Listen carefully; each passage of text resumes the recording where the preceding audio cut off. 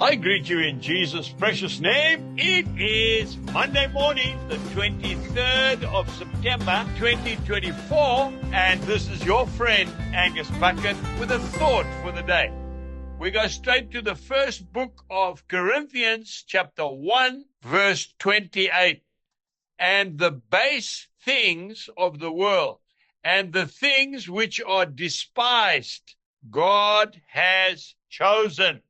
So I looked up the Oxford Dictionary to find out the literal meaning of the word base. It means a low social class. The Lord Jesus used 12 uneducated, unknown men to change the whole world.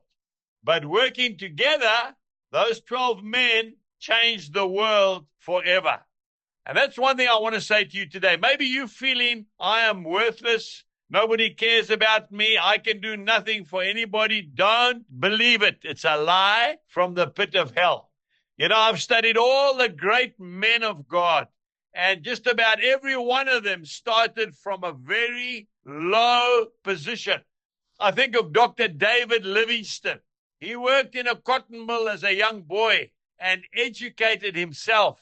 He came to Africa and he was instrumental in being one of the men that stopped the horrific trade in human flesh. Yes, I'm talking about slavery.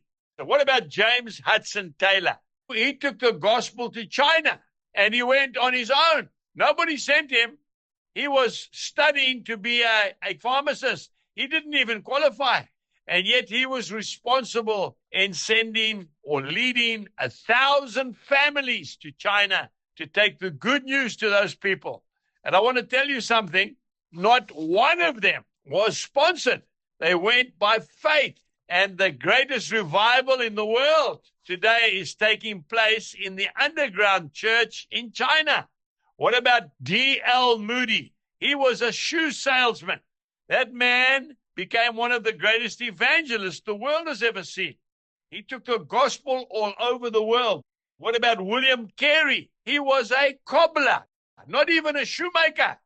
When somebody was taking the mickey out of him, he said, "No, I'm not a shoemaker, I'm a cobbler.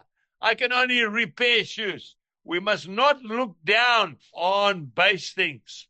I read this beautiful reading this morning by a man of God, and it says, in some of the great halls of Europe may be seen pictures not painted with a brush, but mosaics, which are made up of small pieces of stone, glass, or other material.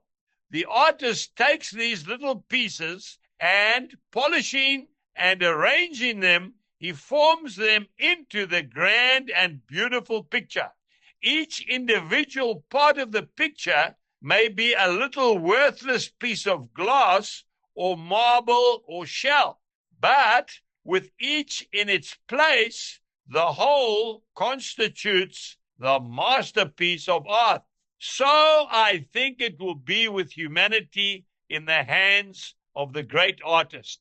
God is picking up the little worthless pieces of stone and brass that might be trodden underfoot, unnoticed, and is making of them his great masterpiece.